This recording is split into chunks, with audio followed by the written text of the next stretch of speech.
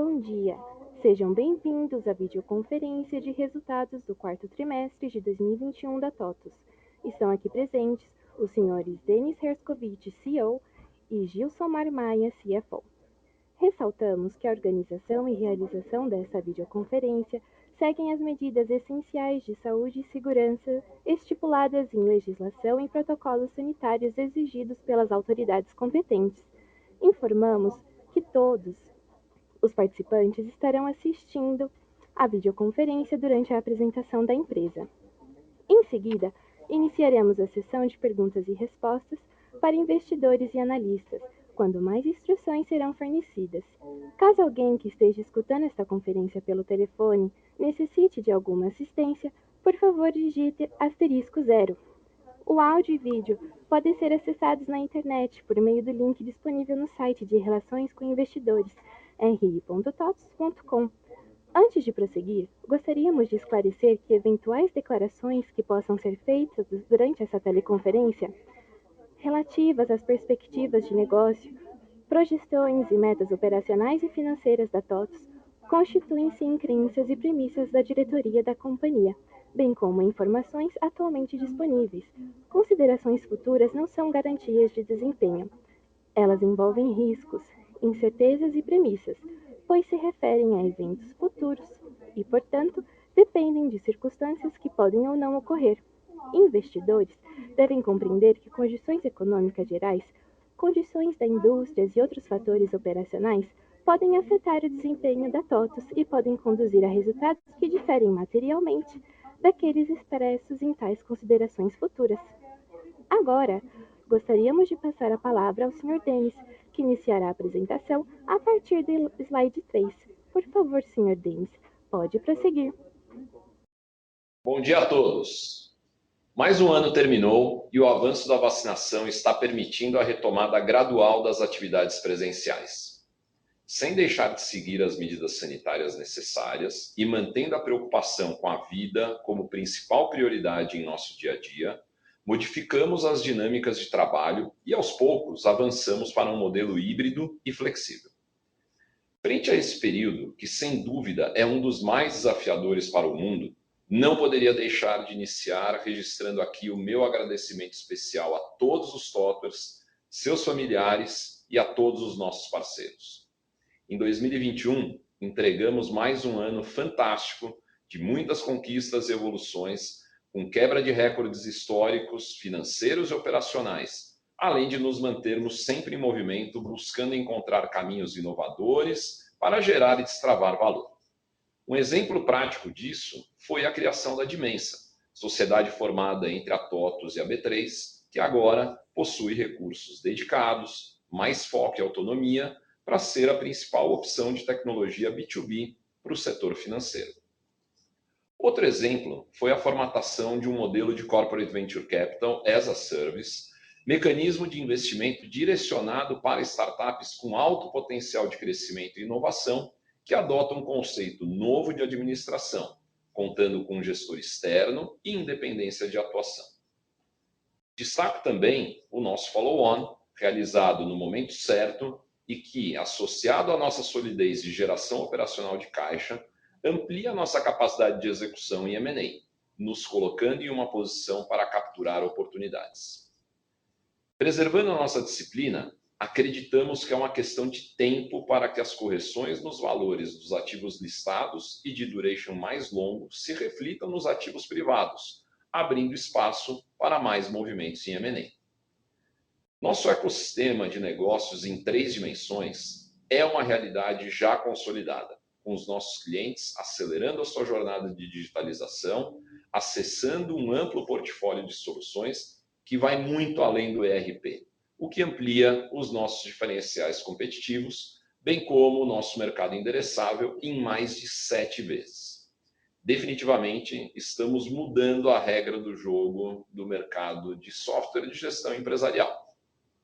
Entre os resultados financeiros e operacionais de 2021, eu destaco, na dimensão de gestão, a receita recorrente, que acelerou durante todo o ano, inclusive no último trimestre. Atingimos impressionantes 24% de crescimento orgânico ano contra ano no quarto TRI e 18% no ano. Esse resultado é fruto do foco em SaaS, que cresceu 30%, com especial contribuição de Cloud, que cresceu 48% em 2021. Em Business Performance, encerramos 2021 com crescimento orgânico de 45% na receita recorrente, que totalizou 155 milhões de reais. Vale destacar que a RD Station, standalone, encerrou 2021 com receita líquida de 220 milhões de reais, um crescimento de 40% sobre 2020 e 14 milhões acima da expectativa para o ano, quando fizemos a aquisição. Em Techfin, comprovando uma vez mais a solidez do nosso modelo de negócio, quebramos recordes consecutivos de produção de crédito, que totalizou 9,8 bilhões de reais no ano, um crescimento de 48% sobre 2020, sem deixarmos de lado a disciplina na concessão de crédito, o que vimos se refletir nos baixos níveis de inadimplência aferidos ao longo de todo o ano. Ao mesmo tempo, nossa máquina de vendas continuou com entregas recordes de adição líquida orgânica de ARR, totalizando 629 milhões de reais em 2021, dos quais 60% foram oriundos de volume, isto é, novos signings de novos clientes somados a cross e upsell para clientes da base. Resultado impressionante, comprovando também nosso pricing power em um período de alta inflacionária. Esse sucesso comercial é fruto de uma ampla combinação de fatores. Em primeiro lugar, o NPS, Net Promoter Score, em níveis recordes. Segundo, reduções de churn. Terceiro, rejuvenescimento da marca TOTVS. Quarto, ampliação do portfólio de soluções. Quinto, processo de migração para a nuvem, que reduz o custo total de propriedade para os clientes. E sexto, a evolução na produtividade e eficiência da estrutura comercial, que concluiu um importante processo de consolidação das nossas franquias. Movimento fundamental para novos investimentos, mais sofisticação e estrutura para a jornada da estratégia tridimensional. Esses avanços posicionam a TOTVS em um novo momento, de forte aceleração no crescimento e de margem EBITDA saudável, o que resultou num avanço de 13 pontos percentuais na regra dos 40, que atingiu 48% em 2021. No slide 4, este novo momento fica claro no gráfico à esquerda do slide, onde saltamos de uma receita de 2,3 bilhões de reais em 2019 para 3,2 bilhões de reais em 2021, um crescimento de quase 40%.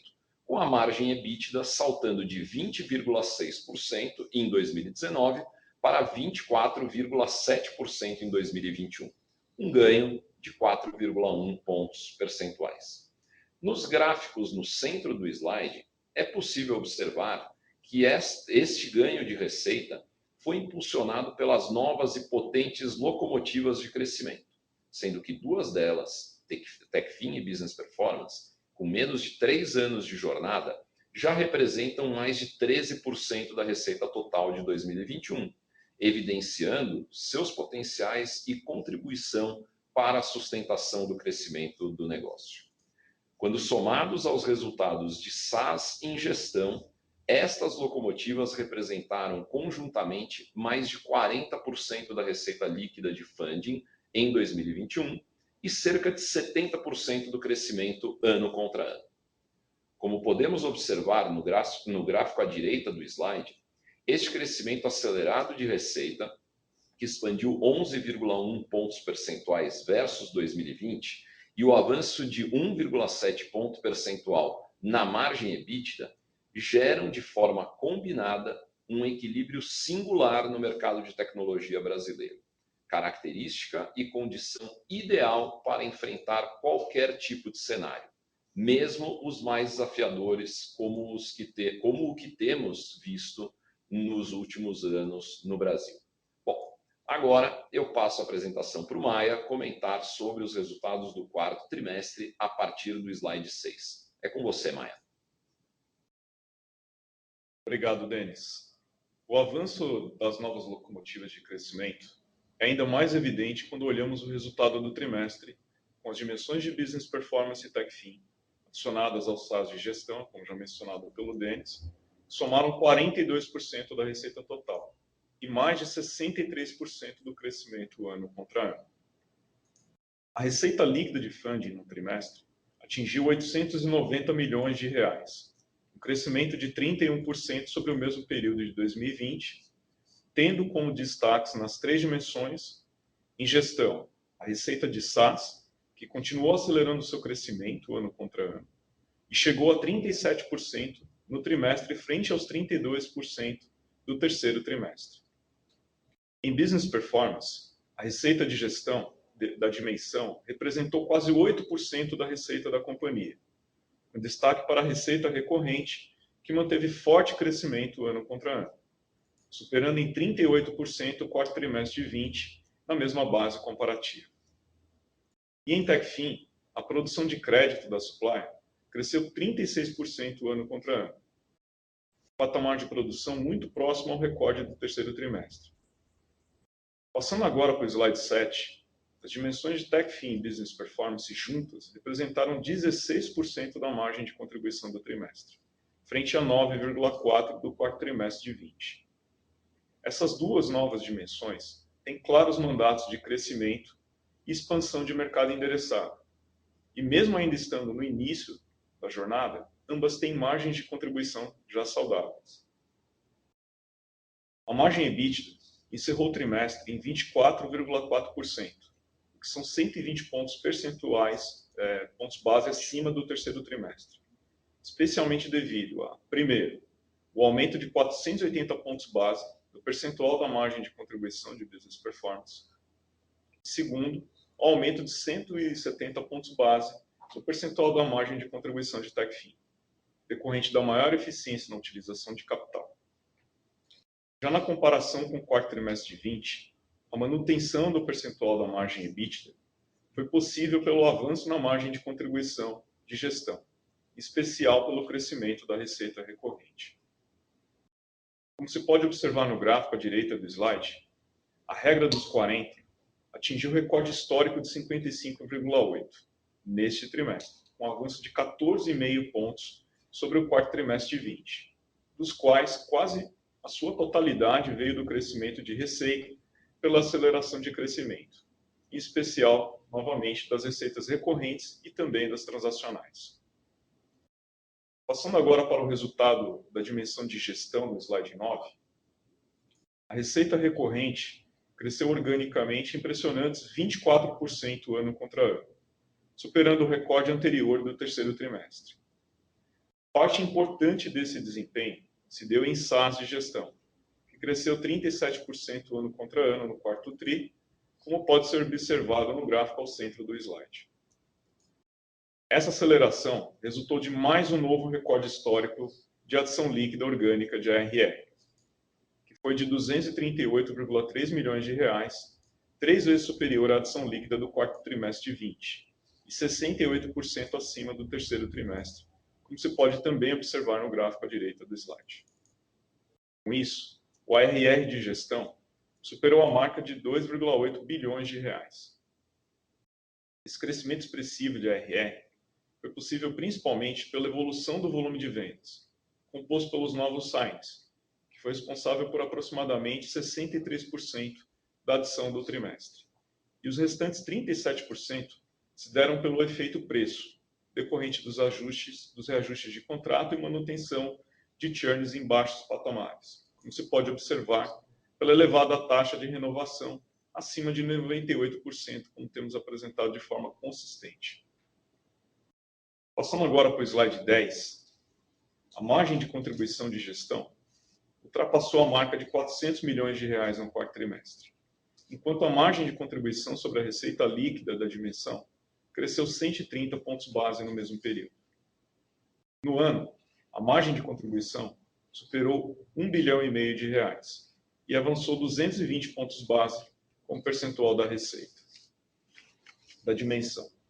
Esse aumento de eficiência, traduzido no avanço da margem de contribuição, tanto no trimestre quanto no ano, se deu principalmente pelo avanço da receita recorrente e da margem bruta, assim como o menor patamar de provisão para perda esperada, que retrata a reabertura da economia. Indo agora para a dimensão de Business Performance, no slide 11, como apresentado no gráfico à esquerda do slide, a receita líquida do trimestre cresceu 35% frente ao quarto trimestre de 20, usando a mesma base de comparação, e foi puxada pelo avanço de 38% da receita recorrente, que se manteve acima de 97% do total da receita da dimensão. O RR da dimensão, como apresentado no gráfico à direita do slide, encerrou o trimestre em 268 milhões de reais, que são 43% acima do quarto trimestre de 20, na mesma base de comparação, uma adição líquida de RR de 17 milhões de reais. Patamar um pouco abaixo do terceiro TRI, foi motivado mais por aspectos sazonais típicos desse momento do ano, que não foi observado em 2020 por conta do reinício da retomada da economia. Na RD Station específico, o destaque ficou para o produto de CRM, que viu crescer sua receita líquida do trimestre em 112%, no comparado ao quarto trimestre de 20. Ele vem ganhando cada vez mais tração e representatividade, e quando aliado à retenção de clientes, principalmente quando combinado ao RD Station Premium. Destaco ainda que o CRM será o primeiro produto da RD para o qual realizaremos um piloto com a máquina de vendas da TOTVS nesse ano de 2022. Passando agora para o slide 12, a margem de contribuição da dimensão no trimestre foi de 52%, que são 300 pontos base acima do mesmo período do ano anterior e 480 pontos base acima do terceiro TRI. Esse desempenho se deve principalmente à escalabilidade do modelo SaaS, pois mesmo quando deduzida a provisão para perda esperada, a margem de contribuição da dimensão apresentou expansão, no trimestre contra trimestre e no ano contra ano. Indo para a dimensão de TechFin, agora no slide 13, como podemos observar no gráfico no canto esquerdo inferior do slide, a produção de crédito da Supplier cresceu 36% ano contra ano, um patamar similar ao recorde obtido no terceiro TRI. E a carteira de crédito, por sua vez, cresceu 39% ano contra ano. No gráfico imediatamente acima, o avanço da receita de TechFin líquida de funding de 48% ano contra ano e 35% trimestre contra trimestre. E é reflexo da combinação do crescimento da produção e da otimização de caixa na operação da Supplier no trimestre. Essa maior representatividade da carteira de crédito na Supplier, frente à carteira total, foi motivada pela redução, primeiro, do patrimônio no FDIC, visando otimizar o uso de caixa e do floating da Supplier, reduzindo o excesso de funding e dos seus custos associados. E vale também mencionar que a carteira mantida na Supplier tem o mesmo perfil dos créditos cedidos ao FDIC e, consequentemente, não representa risco adicional ao das cotas subordinadas do FDIC detidas pela própria Supplier. A taxa de inadimplência, acima de 90 dias da Supplier, inclusive, conforme pode ser observado no gráfico inferior ao centro do slide, encerrou o trimestre em 0,8%, e é 70% abaixo da média do Brasil, demonstrado novamente a disciplina na concessão de crédito e a resiliência do modelo de negócio. Adicionalmente, os novos produtos de TechFin atingiram 926 clientes em produção, ou aptos a produzir no trimestre, como está apresentado no gráfico à direita do slide. A produção de crédito desses produtos em específico atingiu 284 milhões de reais, que é um crescimento de 40% sobre o terceiro trimestre. E, por fim, no slide 14, a maior eficiência na utilização de capital, com a redução de caixa médio disponível, e também um aumento da carteira de crédito na Supplier, fizeram com que a margem de contribuição de TechFin sobre a receita líquida de funding encerrasse o trimestre em 66,4%, o que são 170 pontos base acima do terceiro TRI. Quando normalizamos o impacto do aumento da Selic no custo de funding, assim como fizemos já nos trimestres anteriores, a margem de contribuição de TechFin cresce 180 pontos base no mesmo período. A provisão para perda esperada representou 0,21% da produção de crédito do trimestre, que está dentro do intervalo histórico da Supplier, que fica entre 0,20% e 0,25%. Por fim, vale reiterar que seguimos avaliando fontes alternativas de funding, que possam proporcionar mais eficiência à operação em qualquer cenário, a despeito da atual estrutura, concentrada no FDIC, ter permitido uma ampliação significativa do retorno sobre o patrimônio líquido da supplier, o ROE. Esta métrica, mesmo com o aumento do custo de funding ao longo do ano de 2021, atingiu 50% no acumulado dos últimos 12 meses, o que representa 28 pontos percentuais acima do quarto trimestre de 2020. Agora eu volto à apresentação ao Denis para falar sobre o tema ESG no slide 15. Obrigado, Maia. Temos o ESG como premissa do nosso negócio. Seguimos engajando os nossos stakeholders e toppers no tema. No período, um avanço importante foi a renovação da matriz de materialidade do negócio, definindo as prioridades em ESG da TOTVS para o próximo biênio. Destacamos também, no pilar E, o fomento ao debate sobre a ampliação da divulgação de dados relacionados às emissões de gases de efeito estufa, como um próximo e importante passo, em complemento aos indicadores e práticas ambientais que já informamos em nosso relato integrado anual. No pilar S, o cuidado com o capital humano é a nossa maior prioridade. Nossa pesquisa de engajamento mostrou que 94% dos toppers estão satisfeitos com a autonomia e 95% acreditam no futuro da TOTVS, sustentando elevados patamares do nosso ENPS, o Employee Net Promoter Score. Avançamos também nos temas de diversidade e inclusão, saúde mental e trabalho flexível. Em educação para o trabalho, continuamos apostando no investimento para a formação e geração de emprego para jovens por meio do Instituto da Oportunidade Social, IOS. Já no pilar G, destacamos o lançamento da nossa política de privacidade de dados. Passando agora para o slide 16, como mensagem final, quero destacar que enxergamos a TOTVS como uma empresa com capacidade única de transformação. Seguiremos administrando com flexibilidade e equilíbrio a combinação de dimensões de negócios em momentos e mandatos distintos, privilegiando uma cultura jovem, ambiciosa e criativa. Na dimensão de gestão, destaco que este foi o terceiro ano consecutivo de crescimento de 2 dígitos, com 30% da contratação de SaaS vindos de novos nomes, mesmo com a liderança incontestável no mercado de ERP, o que reforça que este é um mercado não maduro e em expansão.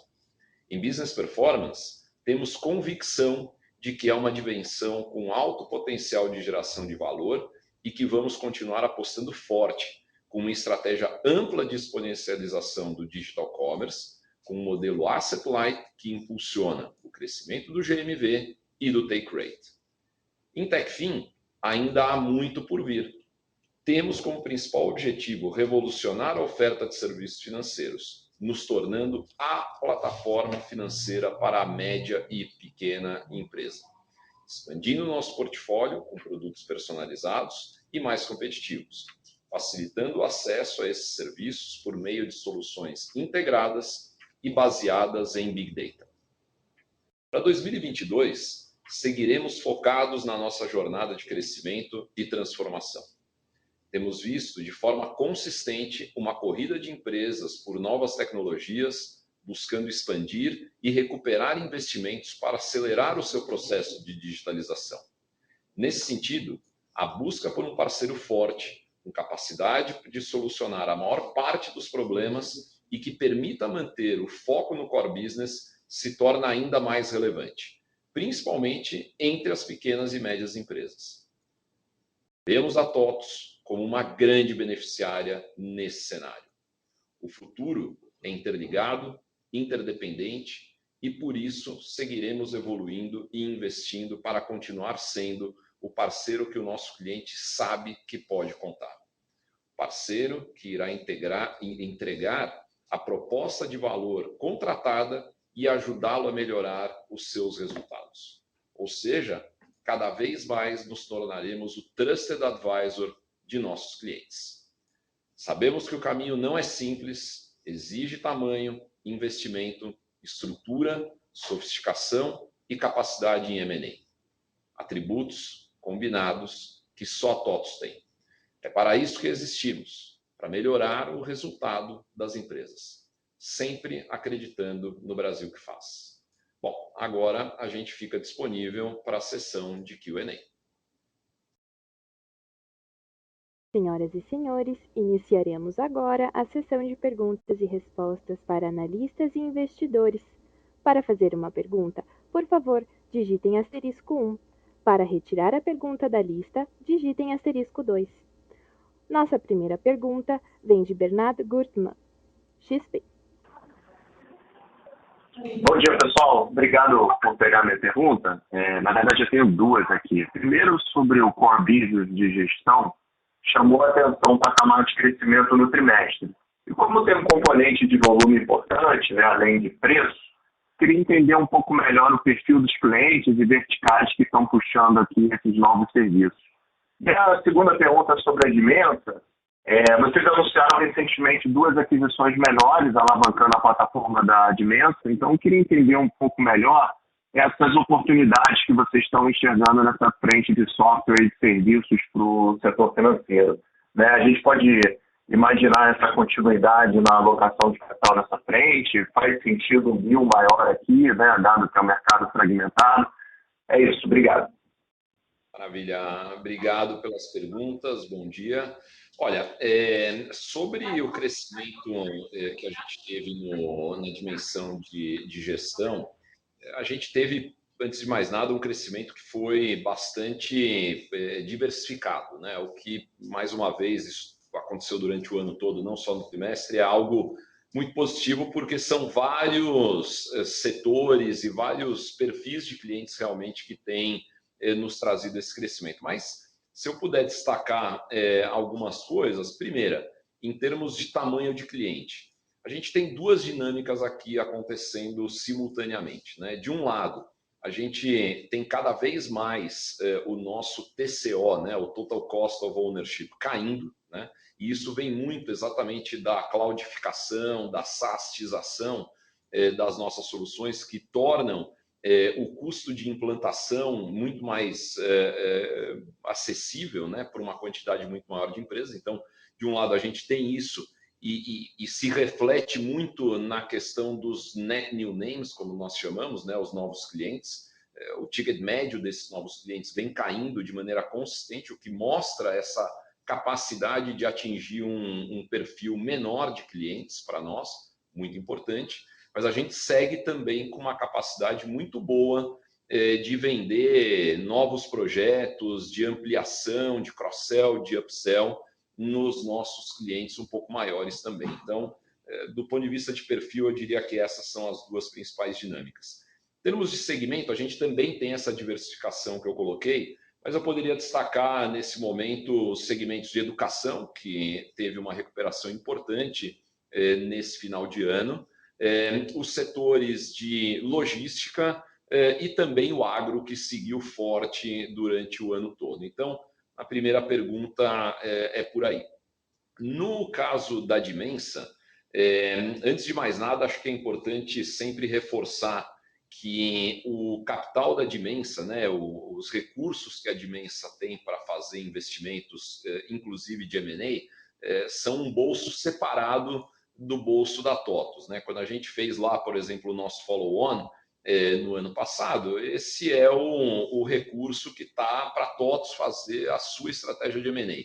Quando a B3 fez o aporte na Dimensa e se tornou acionista, aqueles 600 milhões de reais são exatamente os recursos que a Dimensa tem, e esses recursos são independentes da TOTVS. Dito isso, sim, a Dimensa tem evoluído com uma rapidez grande. Eu posso dizer que ela está andando mais rápido, inclusive, do que nós imaginávamos para esse estágio, o que, obviamente, é super positivo. E a gente espera, sim, que a Dimensa siga fazendo outras transações e conseguindo ampliar o seu portfólio, que acho que é o objetivo principal. Sobre a possibilidade de deals maiores, sim, é algo que sempre está na mesa, é sempre uma possibilidade que a gente avalia. No pipeline da Dimensa existem coisas grandes, existem coisas médias E como vocês viram nessas duas primeiras, algumas coisas pequenas, mas que agregam bastante valor para nós. Perfeito. Obrigado, Denis. Obrigado. Nossa próxima pergunta é de Marcelo Santos, Banco JP Morgan. Bom dia a todos, bom dia Denis, Maia, do time de RI. Eu tenho duas perguntas. A primeira é comentar um pouco sobre o crescimento do business de business performance. Continua muito forte, com certeza, mas ele teve uma certa desaceleração sequencial no quarto trimestre. Isso tem alguma coisa a ver com alguma sazonalidade diferente do ano passado? Ou talvez com integração? Se pudesse falar um pouco do que esperar para esse business nos próximos anos, essa seria a primeira pergunta.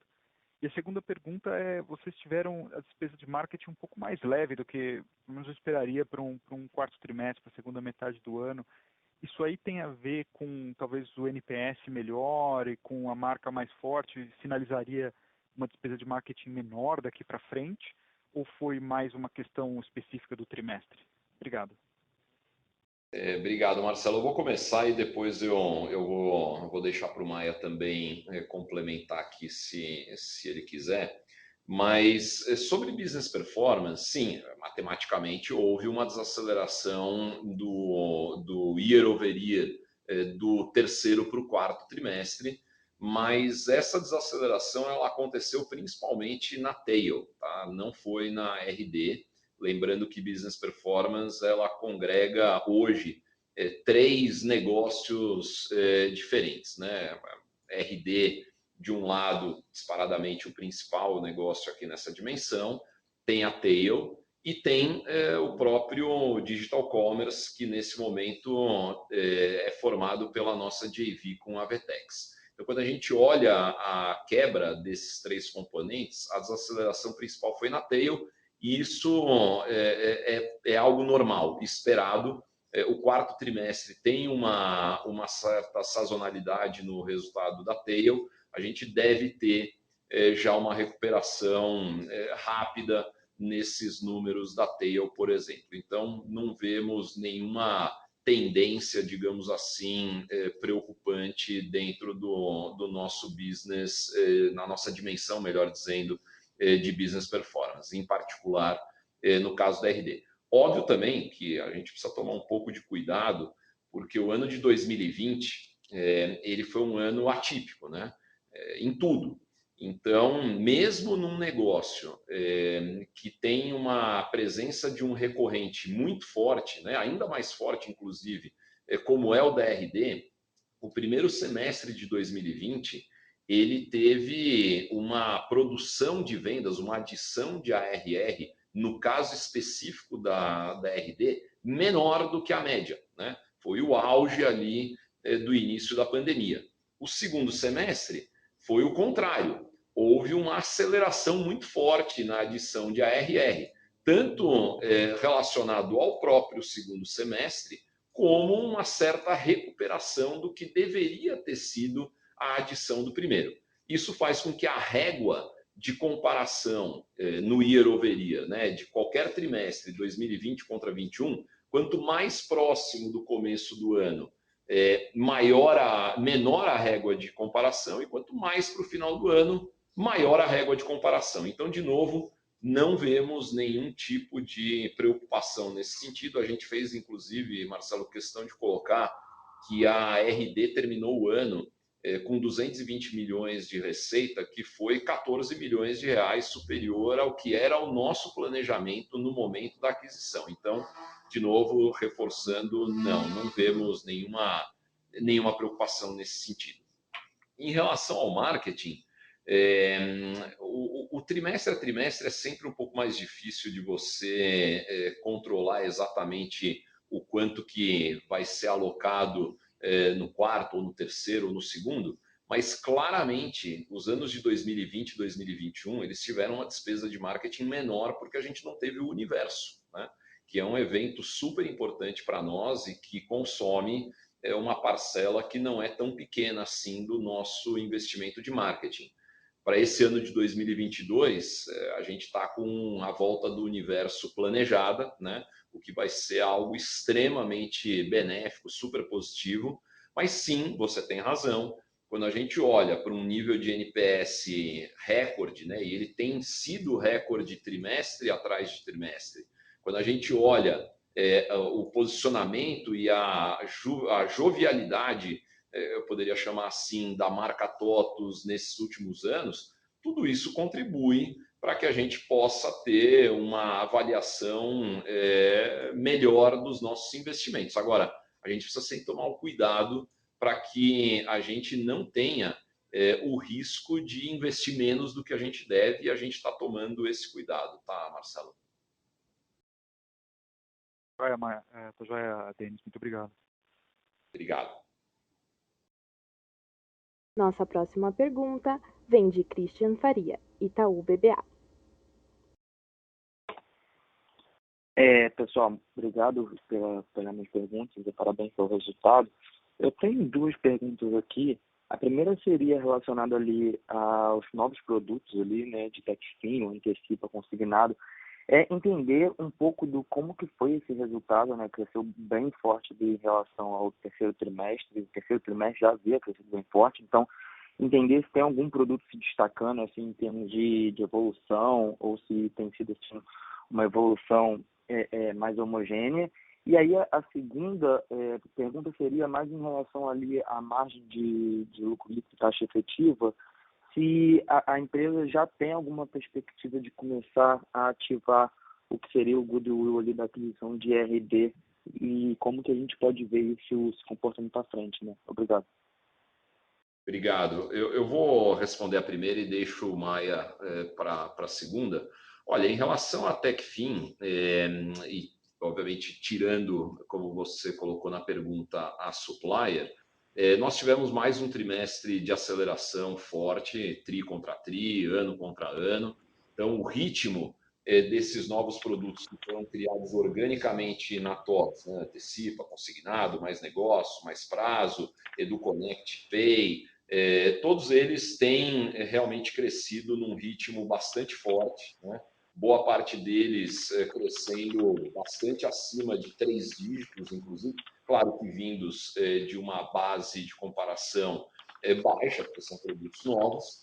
E o grande destaque que eu poderia colocar é no mais negócios, na verdade.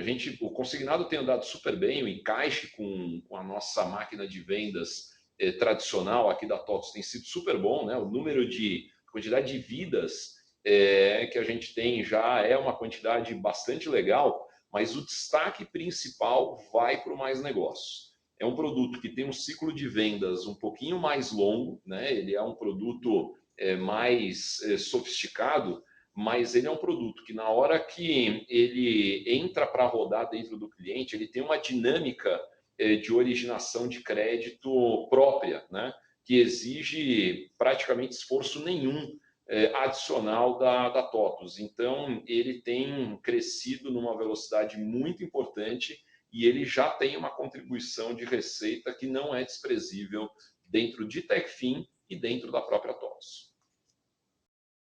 Bom, com relação à taxa efetiva, Christian, a taxa efetiva como um todo em si, ela já está impactada pela amortização dos intangíveis da aquisição da RD. Do ponto de vista de caixa, né, que impacta a taxa corrente, vamos chamar assim, ainda não. Isso só se dá quando você incorpora a empresa. Então, não está nos planos agora de curto prazo que isso vai acontecer. Nós temos uma série de outras aquisições anteriores, eu acho que vão ter que passar por um processo desse, e tem uma cadência, inclusive, no próprio aproveitamento desses efeitos tributários. Tá? Então, por enquanto ainda não, o crédito está preservado, ele continua íntegro, e a gente vai dar seguimento com outras aquisições, outras incorporações, e futuramente a gente pode avaliar isso sim. Não, perfeito, mas obrigado, Denis. Denis, só um follow-up na primeira pergunta. Em relação ali a essa questão do ciclo de vendas, etc., você poderia só dar uma cor em relação a como que está o desenvolvimento da questão das franquias em relação a oferecer produtos TechFin? Obrigado. Posso sim. Isso está andando também num ritmo muito legal. O ano de 2021 inteiro ele foi um ano de muito teste, né? De muita tentativa, pilotos, e a gente tem conseguido evoluir bastante bem. A quantidade de pessoas hoje dentro da nossa máquina de vendas dedicadas à TechFin já é uma quantidade bastante importante, e mais ou menos metade, um pouquinho menos da metade dessas pessoas já está dentro das franquias.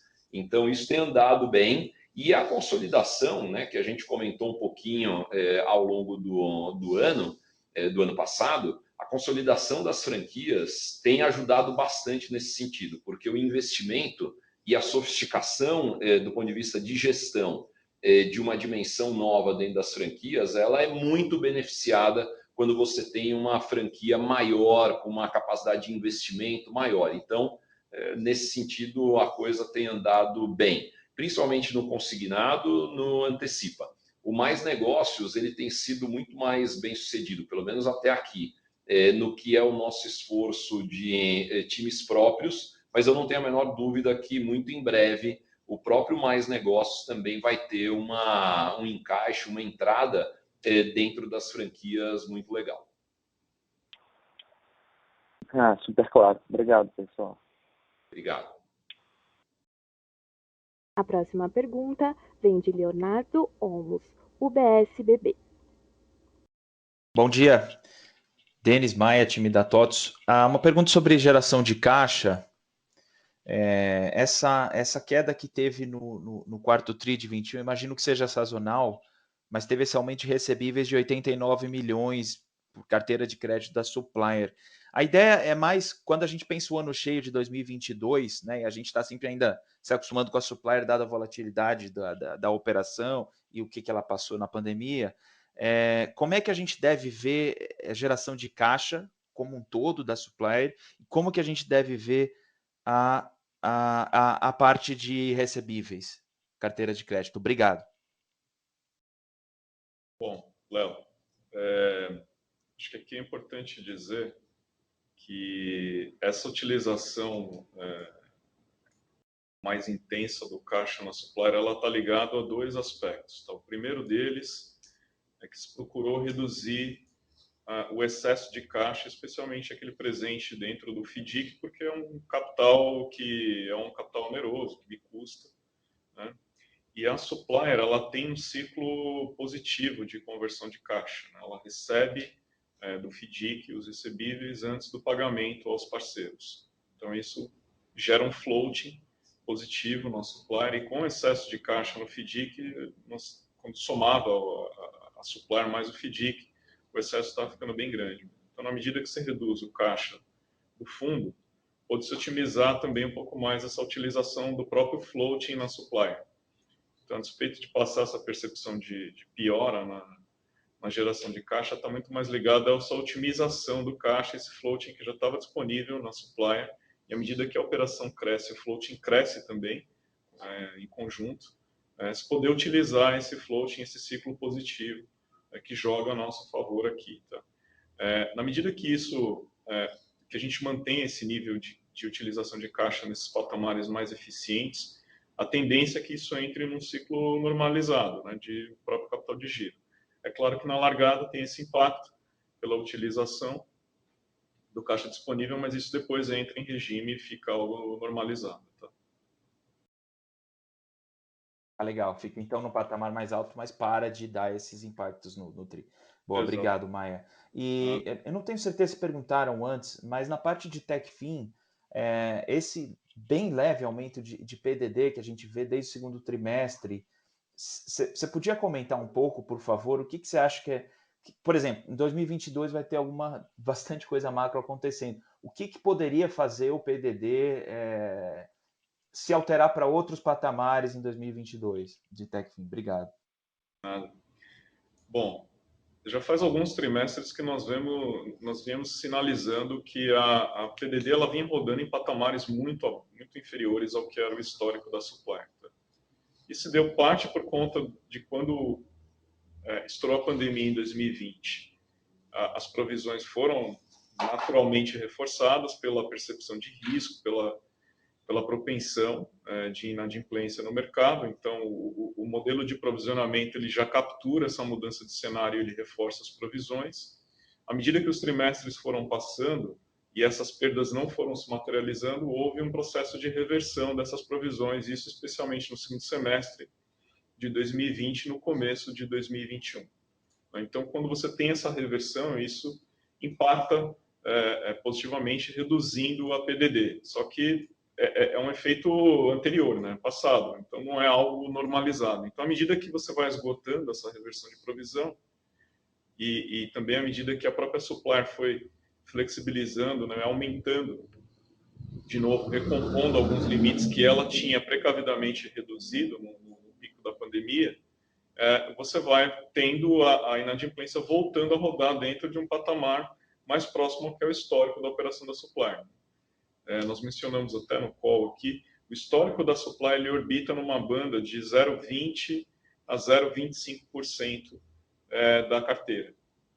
Então, a gente teve aqui 0,21% nesse trimestre, ou seja, está inclusive bem mais próximo do limite inferior dessa banda, mas eu acho que dentro dessa banda aí de 0,20 a 0,25, entende-se que é um nível normal comparado aos patamares históricos, o que poderia levar a ter pontualmente, eventualmente, a PDD fora dessa faixa, se houver uma mudança um pouco mais abrupta das condições de mercado, da inadimplência generalizada.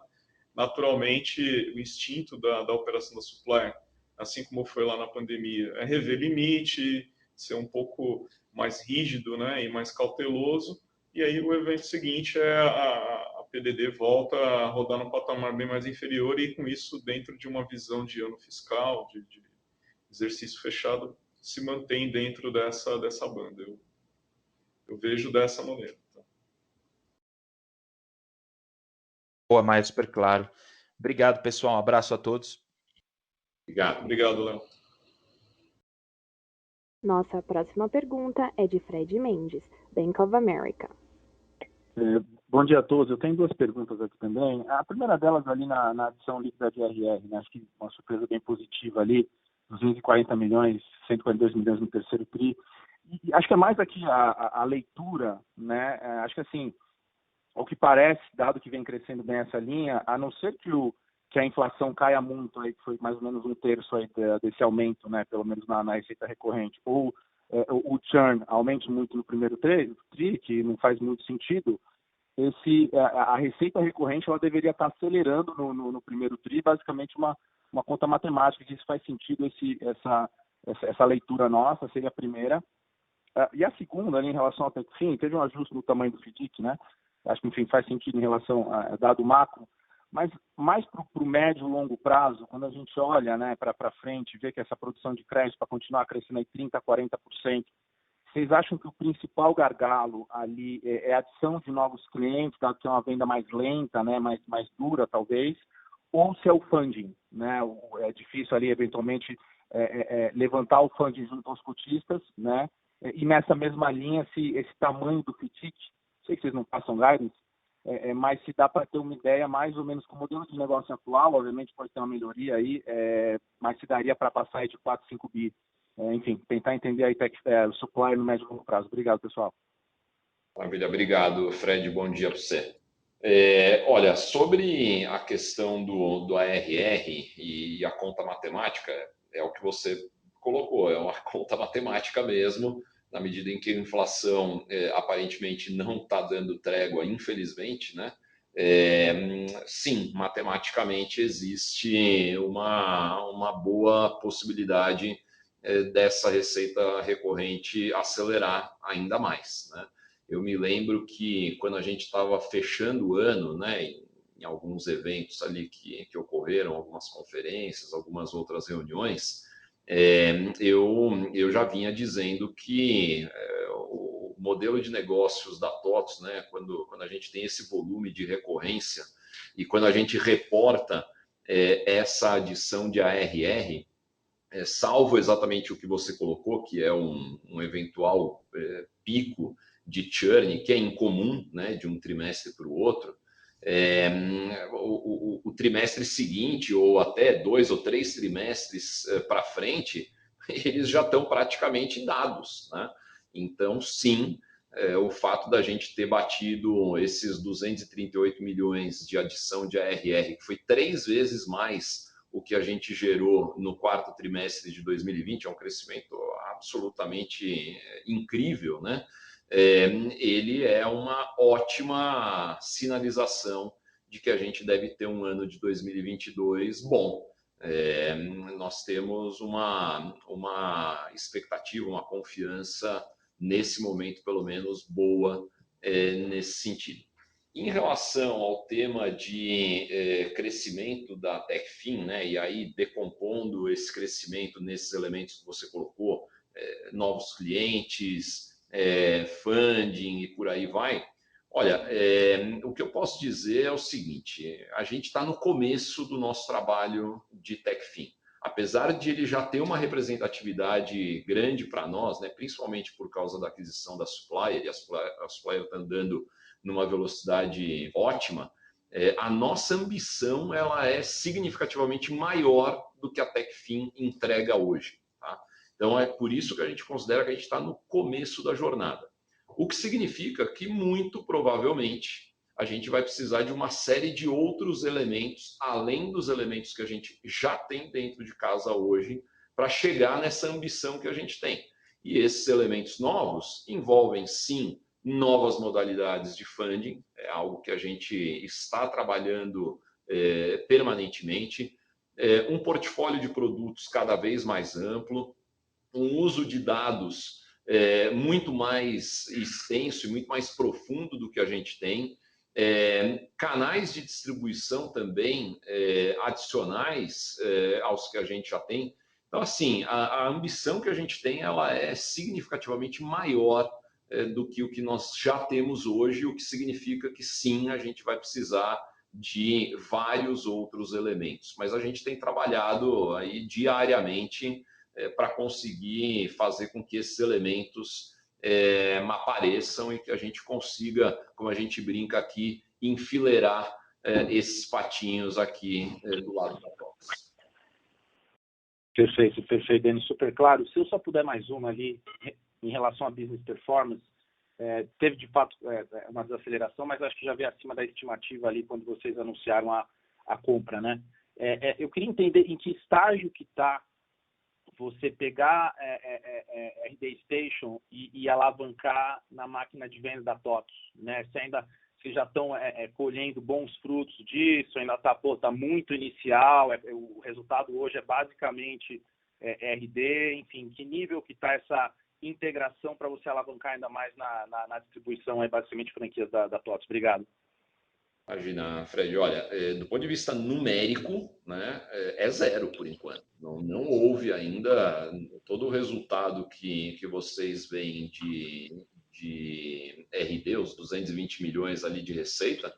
Esses 220 milhões são o resultado orgânico, digamos assim, da RD. Então, não existe ainda nenhum centavo vindo dessa sinergia com a nossa máquina de vendas. Agora, a gente acredita, e nós estamos, como a gente colocou ali, preparando já o primeiro piloto, na verdade, o primeiro piloto em pequena escala já está rodando na nossa vertical de hotéis, mas o primeiro piloto numa escala mais ampla, inclusive, que é o do CRM, esse está indo para o forno agora, então ao longo de 2022, eu acredito que aí sim a gente vai começar a ter uma contribuição que a gente espera, claro, seja crescente dentro do resultado numérico da RD. Então, de novo, por um lado, zero, né? Por outro, estamos já muito próximos de começar a ter um impacto numérico prático nos resultados da RD. Perfeito, super claro, Denis. Muito obrigado. Obrigado. Nossa próxima pergunta vem de Diego Aragão, Goldman Sachs. Olá, bom dia, Denis, Maia. Bom dia a todos, obrigado pela Vou pegando aqui minhas perguntas. A primeira é um follow-up sobre a pergunta de novos clientes, né, capturados. Acho que não somente no quarto TRI, mas ao longo de 2021. Como que a gente deveria pensar sobre a margem incremental desses novos clientes na sua base, né, considerando os diferentes perfis, como o Denis comentou, e o quão accretive isso deveria ser para a margem ao longo do tempo, tá? Essa é a minha primeira pergunta. Obrigado. Oi, Diego, bom dia, obrigado. Olha, o cliente novo, né, o cliente de software de maneira geral, seja ele novo ou não, mas inclusive no novo, ele tem uma rentabilidade boa, né? Eu sempre costumo brincar que o custo marginal do R$1 a mais de receita recorrente dentro de uma empresa como a TOTVS, ele não chega nem perto desse R$1. Então, boa parte da aceleração de margem que nós tivemos nesses últimos anos vem exatamente da aceleração do crescimento da receita recorrente, né? A margem bruta da receita recorrente é uma margem bruta de 80%, por exemplo. Então, esses novos clientes, eles têm uma margem ao longo da vida deles bastante positiva, né? O lifetime value desse cliente é um lifetime value muito bom. Agora, como eu falei, a gente tem, com a redução do TCO, a gente tem conseguido entrar num perfil de cliente um pouco menor.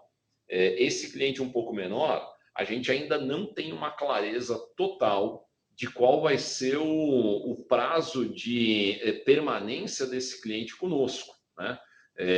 O restante da nossa base é uma base que tem uma média de permanência conosco de 1 década. E só não é maior porque uma boa parcela deles tem menos de 1 década como clientes da TOTVS efetivamente, né? Então, eu diria para você o seguinte: se o cliente novo, menor, que tem entrado, tiver a mesma permanência conosco, não existe nenhum motivo para que esse cliente tenha uma margem muito diferente da margem dos demais, o que é uma ótima notícia. Agora, se for um cliente que, por causa do tamanho menor, eventualmente tenha um tempo de permanência conosco significativamente diferente do restante da base, aí sim a gente pode eventualmente ter algum grau de diferença na margem que esse cliente nos entrega. Não que ela não vá ser muito positiva, mas talvez ela seja um pouco menor, de novo, caso o tempo de permanência desse cliente seja menor. Por enquanto, nada indica que esse prazo seja diferente do prazo dos demais clientes. Quando a gente olha avaliações de safra de clientes, eu digo para você que a dinâmica tem sido bastante parecida até aqui. Tá? Perfeito, super claro, Denis, obrigado. Eu acho que a segunda pergunta, só também fazendo aqui um follow-up sobre na pergunta do Léo, que eu gostaria de saber qual o percentual hoje da sua base de clientes que poderiam acessar esses novos produtos em TechFin, né? Eu não sei, vou aqui imaginar aqui um cenário onde ele possa simplesmente apertar um botão e fazer a contratação, né, de determinados produtos no painel de controle dele, né? Qual que é o percentual hoje da sua base que poderia ter acesso a esses produtos? E se eu fosse comparar, né, esse percentual com um ano atrás, né, como que foi essa dinâmica de evolução de versões, de sistemas e plataformas? Obrigado. Olha, Diego, assim, a gente hoje, depois de pouco mais de 2 anos aí de um trabalho intenso, a gente tem chegado na conclusão de que a gente não vai ter somente uma porta, digamos assim, para que os nossos clientes contratem serviços financeiros, tá? Então, o painel, ele é um produto absolutamente essencial para nós, continua sendo absolutamente essencial, possivelmente vai continuar sendo a principal porta para que esses clientes contratem algum serviço financeiro nosso, mas definitivamente não vai ser o único, tá? Vou te dar um exemplo prático disso. A gente tem trabalhado para que, por exemplo, o app Meu RH se transforme muito rapidamente numa porta de contratação para o consignado, diretamente com o colaborador das empresas que assinam convênios conosco. E existem várias outras iniciativas. A gente está agora com um piloto, por exemplo, no produto DataSul, onde a gente coloca um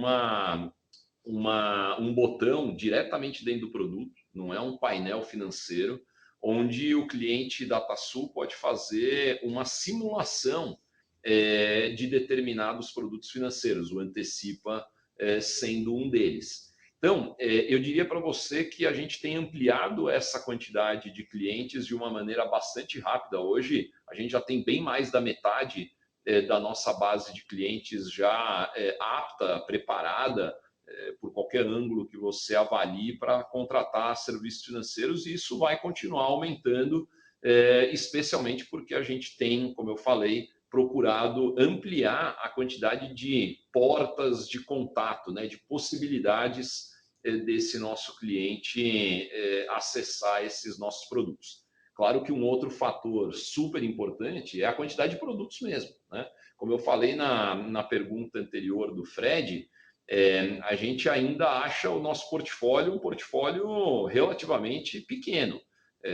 Olhando o horizonte aí de alguns anos para frente, a nossa expectativa é que esse portfólio seja significativamente maior, e cada produto novo que for entrando dentro desse portfólio pode exigir uma porta de contratação, de jornada, de acesso diferente, ou não.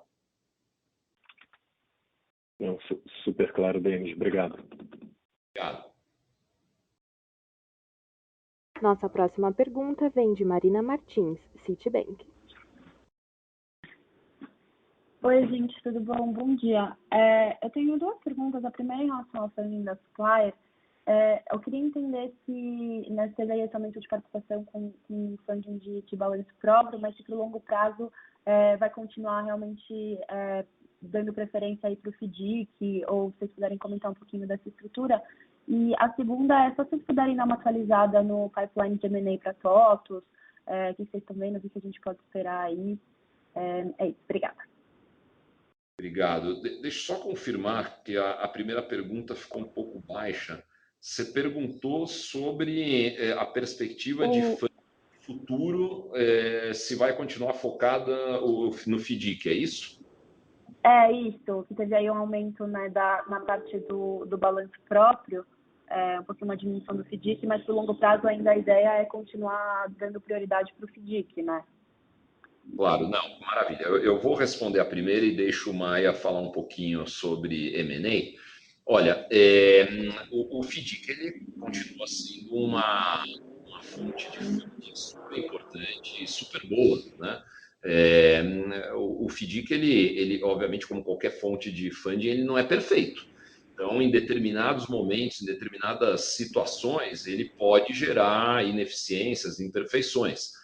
Por exemplo, quando você está num ritmo de crescimento muito forte, né, e quando você tem um grau de volatilidade um pouco maior, que foi exatamente o que aconteceu desde que a pandemia começou, você tem um pouco mais ou muito mais ineficiência no FDIC do que o padrão, né?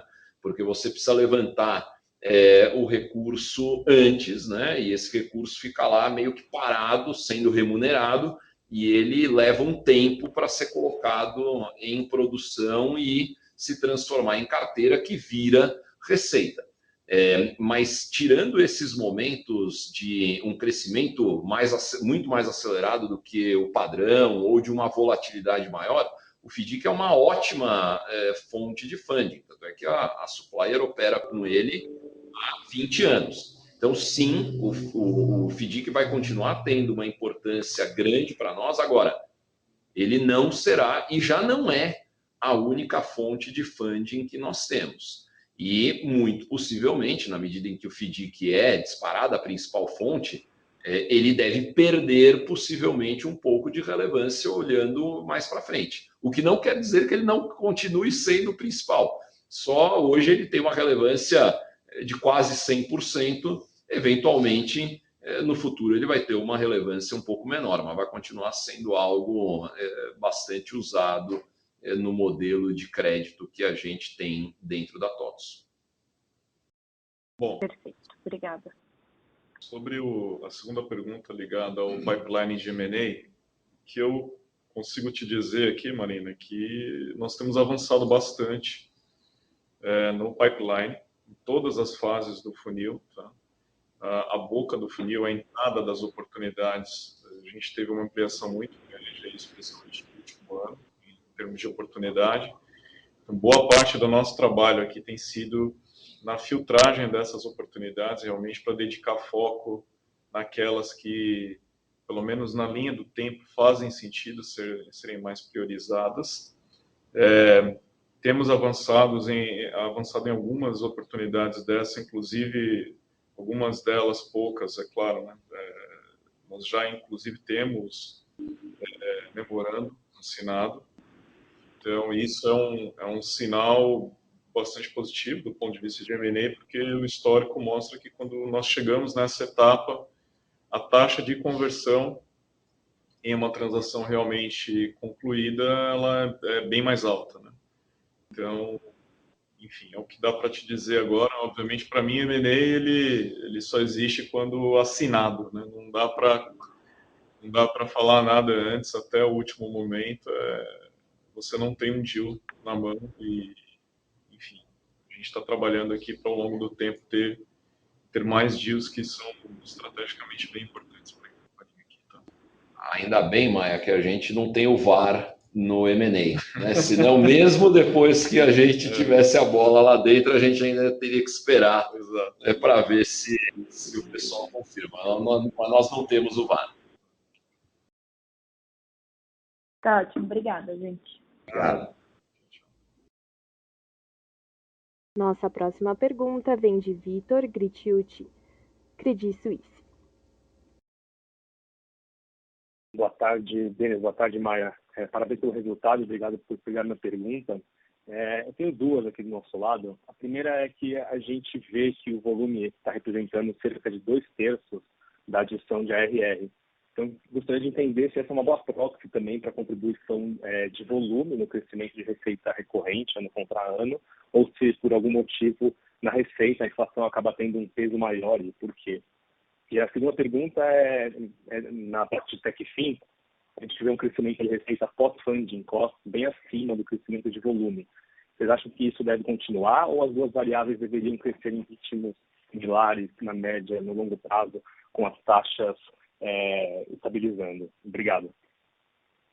Obrigado, Vitor. Olha, em relação ao crescimento de ARR, de adição de ARR e o impacto disso na nossa receita e a quebra aí entre volume e preço, na ROL acaba sendo com um certo delay, né? Porque sempre a adição de ARR, a transformação dela em ROL não é instantânea, ela é rápida, mas ela não é instantânea.